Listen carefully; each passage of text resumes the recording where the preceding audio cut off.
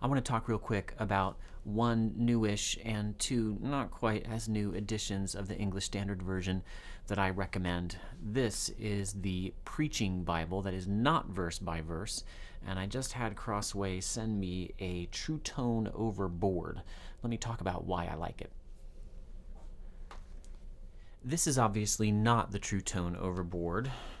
This is an old Oxford edition self-pronouncing of the KJV with a cyclopedic concordance. And I just want to show you, by contrast, the Standard Bible edition that I saw, I don't know how many people carrying growing up and still do on a regular basis, versus what the ESV has done. Let me point out some elements. I've talked about several of these elements before on the channel. But look how the Bible is set in two columns. That is a very efficient way to set the Bible. You can make a small Bible edition when you do that. You can still have room for a concordance and references down the middle. But I have a difficult time when I read something like this, especially when I'm in poetry. Let me get into the Psalms. This is just not an efficient or helpful way to read poetry. I've got headings at the very top which deal with some portion of the page, but I don't know what portion of the page. I've got the Psalms divided up into verses which are somewhat arbitrary. Yes, they do tend to fall where there are sentence breaks, but other than that, they are not necessarily telling me where the poetic breaks are. When I go into prose, and I look at Paul's epistles, for example, I don't get a very good sense of the movement of Paul's argument because it's verse, verse, verse, verse, verse, verse, verse, verse, verse. Every verse seems to have equal weight, and only if I'm an extra knowledgeable Bible reader, and I have heard that many people were like me and weren't extra knowledgeable Bible readers, will I even notice that occasionally throughout this text there are little paragraph symbols. In fact, I'm not even seeing them as I'm scanning for them now. I thought they were in here. I know I just saw one in the Old Testament. The little pilcrow symbol does appear. I don't know why it wasn't appearing. There we go, right there after the verse number. Is it in Romans? I was looking for it before the verse number. Let's try it again. Is there a set of these pilcrows? I'm still not seeing any, not even after the verse number. I need that help. I need good typographical practices to show me where I'm at in Scripture. One more thing. The type is just, classic, but classic in the bad sense too. It's clean in as much as they could back in the who knows when, in the 50s or something, when this edition was made. This does look like 40s or 50s to me. It's on India paper, printed in the USA. It doesn't have the translators to the reader, which is a bit of a problem. It doesn't tell me. I'm not seeing when it was printed. I'm going to have to say 40s or 50s. But back then, they didn't have line matching, so you would see more ghosting through the pages. To me, the type just feels muddy. The self-pronunciation is just confusing. Who in the world needs help pronouncing the word Jews or Jason or Paul or Silas? It's just overwhelming me. Oh, here's a pilcrow in the New Testament. It's overwhelming me with all kinds of detail that isn't actually helping me read the Bible more intelligently. And if I didn't say this clearly enough, I just don't like the typeface. I think it's classy. It's not like Comic Sans, but it's not clean and crisp. I prefer my ESV Preaching Bible.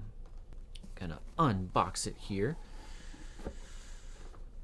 The ESV Preaching Bible, TruTone overboard. TruTone is something I associate with the ESV. I never saw it before the ESV. It's a kind of vinyl that really does feel like leather. It doesn't last forever, but it lasts a good long while and looks good for much of the time that it lasts. I haven't had a TruTone overboard. I'm not sure how long that will hold up, but it allows them to charge a good deal less than they would if it were goat skin or even some kind of leather overboard.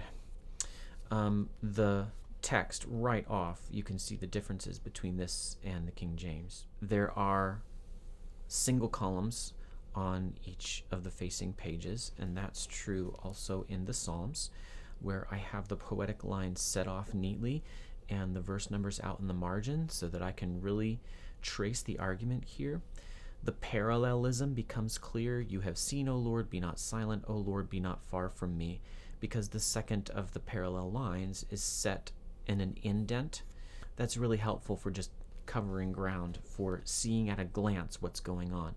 At a glance, I can see here in Zechariah 1, 2, 3, 4 headings. I can see poetry. I can see paragraph breaks. Chapter breaks I'm not as keen on, but even when there is a chapter break that doesn't match the paragraph breaks, it puts that chapter within the paragraph. Visually, I can see here's a chunk, here's a chunk, here's a chunk, here's a chunk, here are smaller chunks. This is, to me, the only way to read. I'm so used to this, I just cannot go back to the double column way. I am not criticizing other people who prefer that. Totally fine. And if I want a small edition of the Bible, that's fine too.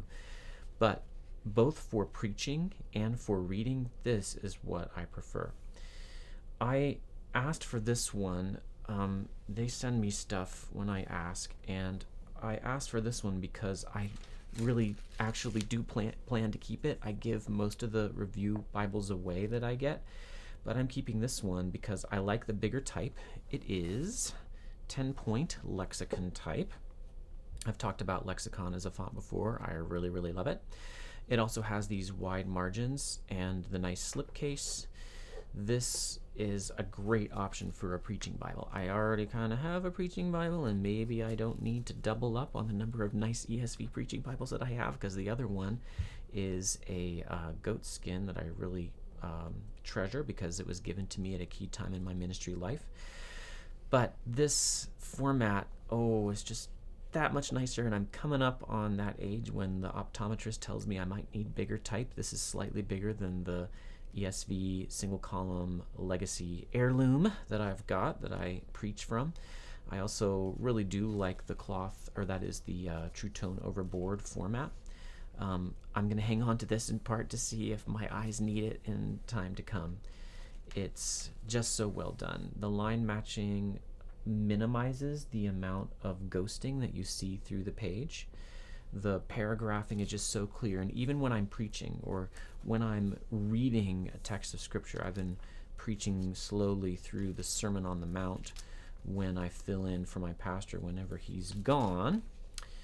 When I'm reading, even to the church, even though I've just been studying this passage, I see new things, often because as I read a whole chunk and read it out loud and use my oral and that's the word I want. I can't remember when I use the different senses of hearing myself reading it out loud, of reading it all at once without stopping. I see new stuff, and I am convinced that the typography here helps me see the new stuff. I'm getting a big picture by seeing it chunked up really carefully for me. That just does not happen in double column editions. However, there are double column editions that are useful. And this is a kind of double column, depending on how you look at it. This is not really. It's a single column on each page, but it's Greek on one and the ESV on the other. I never have invested in one of these. Crossway sent me this one too, and this is yet another one that I'm planning to keep because I do use the NA28. I now have it in Logos Bible software, so I tend to check my apparatus, my textual apparatus there, because it's so easy to click the different symbols if I've forgotten what a given one means. I remember what the most common ones mean, but some of the more obscure ones I just don't remember, and so I'm happy to have Logos remember for me. But I noticed something when I was working on the Lexham English Septuagint. I was doing a lot of Greek to English translation as I was checking that translation and fixing little things here and there. It was overall done very well by Ken Penner, but we elected to go a little bit different direction with some of the literalisms, and that was one of my jobs working through it. My Greek got better, and that was just in a week of working on this. So I've been thinking, I really do need to make sure I'm seeing the Greek near the English, and this is what I've been bringing to church recently for when I'm sitting there listening to preaching. Obviously, the English on the right matches the Greek that's on the left, and that is very helpful. If you don't understand any of this stuff, the Nestle-Lalonde textual apparatus, but you do understand this stuff, I'm going to say, although I've recommended the SBL-GNT in the past, and here it is. This is actually upside down. Isn't that crazy? I actually wanted to have this edition. It was given to me for free. The SBL-GNT has a simplified apparatus. It's actually a textual apparatus of textual apparatuses, or apparati, if you must. That's very helpful for pastors, but we don't currently have an SBL-GNT that's printed alongside an English translation, whereas we do have such a thing here in the ESV. And I really don't care, NA28 versus SBL-GNT. I get the basics of the textual apparatus that I need from this edition. I would encourage you, if you can, read the Greek and never got around to learning anything about textual criticism or learning enough to read or even just kind of stumble through this apparatus. This is a great edition, and I would encourage you to put the time in. It's worth it. Next, let's talk about the equivalent edition for the Hebrew. I have not kept my Hebrew up as well as I've kept up my Greek. I don't always find it as useful, and I am really sorry if I hurt anyone's feelings when I say that, but I do absolutely use the Hebrew.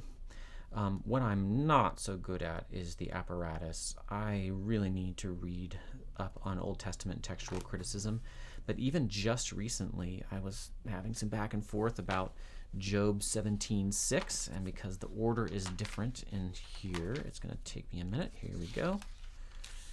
And at Job 17:6, I was able to read the Latin where they're saying we're not sure what this word I talked about in another video, toph or tophet, means. Is it a drum or a tabret, or is it spitting? I think the latter makes more sense, and so does just about every contemporary commentator and at least translator.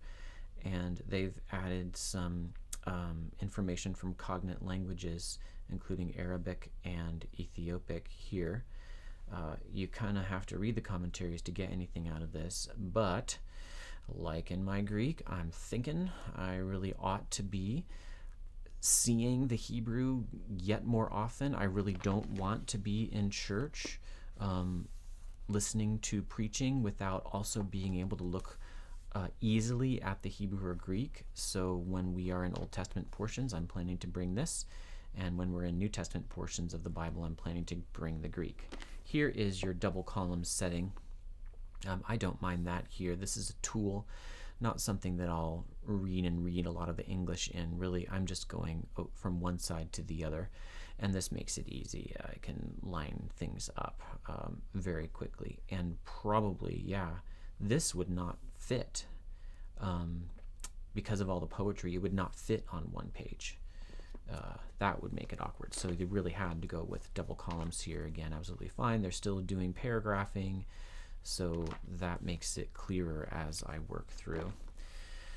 If you are the kind of person who can read any one of the original languages, or like me, feel like you kind of constantly need to bone up, especially maybe on Hebrew, then I recommend these beautiful editions. They're so well done. I just love everything Crossway does. You got your classic beautiful typography in the font lexicon.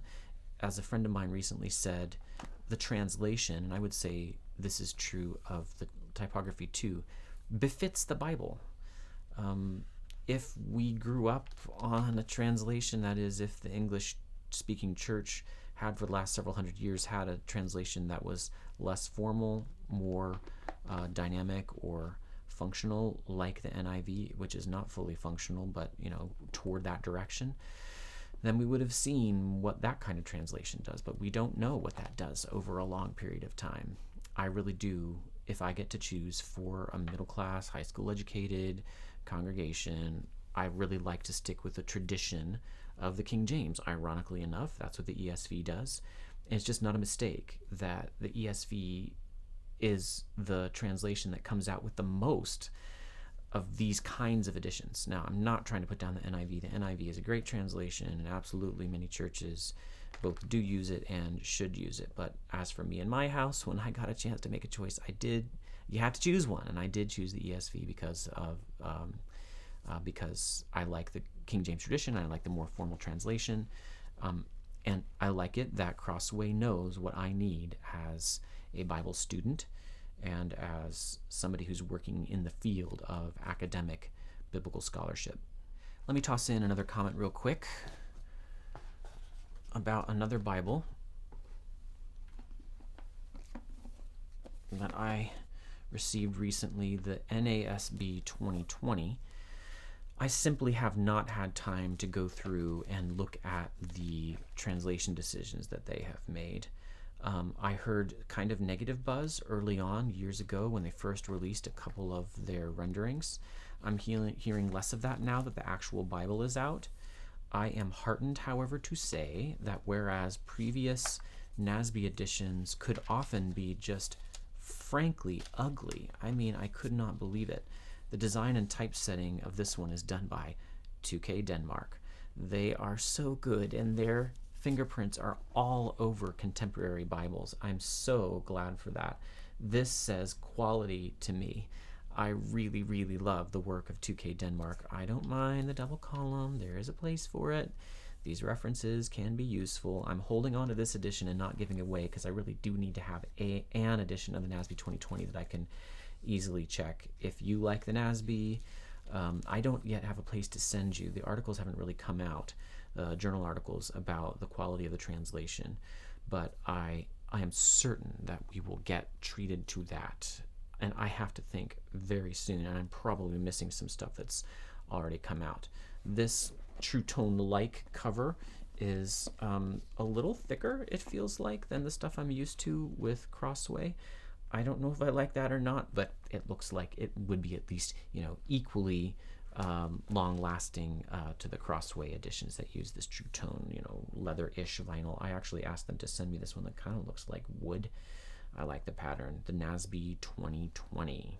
I kind of apologize for putting out such a random smattering of stuff in a video, but I just wanted to kind of get off my desk some of the stuff that publicists have sent me to review and that I praise and admire. Let me just give a little reflection here.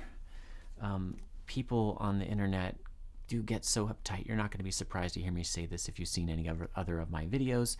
People get so uptight about the existence of multiple Bible translations and the existence of multiple Greek New Testament editions. Why do we need more than one? And it's not just the King James only folks who talk this way. It really is. Otherwise, doctrinally orthodox people who don't believe that there is one perfect translation that God has inspired, and yet they kind of just want one. And I really just believe that's wrong.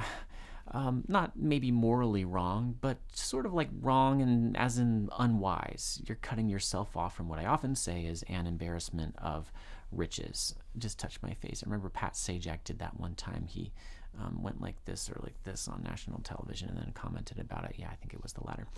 We have beautiful Bible editions in all these different translations, and lest I repeat myself too often, the reason it's valuable to have multiple Bible editions is that the tiny little variations that do show up in them are going to tip you off to Bible study gold. They won't always do that. Sometimes they really are just meaningless variation, whether in translation or even in text. But in some key places, if you see differences, you're going to notice, there's a little footnote here at the bottom that talks about how this is translated literally, or how we've got a little bit of a textual difficulty here. How maybe there are occasional places where we have to look to the Septuagint, the Greek translation of the Old Testament that Jesus and the apostles used, because we don't really know for sure what this Hebrew word here means. This is more academic-y stuff, and it is the the finer points, the mint, anise, and cumin, and not the weightier matters of the law. But if you're going to be a responsible Bible student, you need to be at least aware of the stuff that's going on inside your footnotes. Something else I encourage, here I go, just kind of rambling on again. Stop me, stop me, stop me. All you got to do is go to another tab and turn off this video. I find that I myself often forget to read the preface, and it's absolutely chock full of good stuff. It's going to explain to you what they're doing in so many places. If you get a new Bible edition of any kind, especially if it's a different translation you haven't read before, just read through the preface.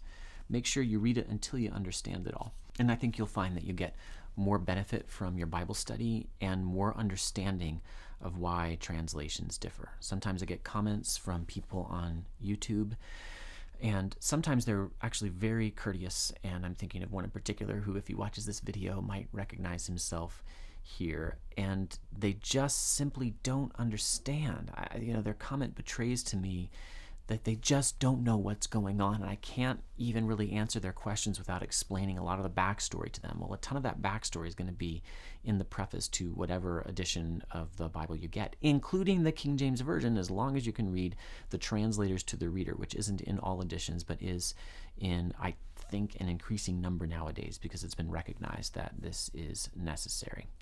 I hope that my ramblings have carried some benefit for you. I definitely recommend the ESV Preaching Bible, TruTone Overboard, Brown, ISBN something, something, something, something. I don't know yet if I recommend the NASB 2020, but I'm working on that. I probably just will not have time to make a strong recommendation. I'm going to have to rely on others, because what is a Bible translation? It's 100,000 choices. And to evaluate it fairly, I have to look at tons of those choices and compare them to other translations, compare them to the previous edition, compare them to the Hebrew and Greek. And that's a lot of work. So I haven't done that work, and I'm not going to give an opinion until I do. And if I do give an opinion without doing that work, I'll say clearly I'm relying on authorities so-and-so and so-and-so who have done that work. I also mentioned the Greek and Hebrew editions that I'm really excited about. The Hebrew one is pretty chunky. I don't know if I'm going to actually really bring this to church. Maybe I will, especially if we go back to doing the Psalms as we were doing for a while. But the Greek one is reasonably slim, about the same size as a regular Bible. And since most of the preaching in most Christian churches mostly comes from the New Testament, this would be a really handy thing to have. And because there's space at the bottom of each column, you'll be able to take some notes too. This is the end of the most rambling and random Bible video I've ever done. Thanks for joining me this long.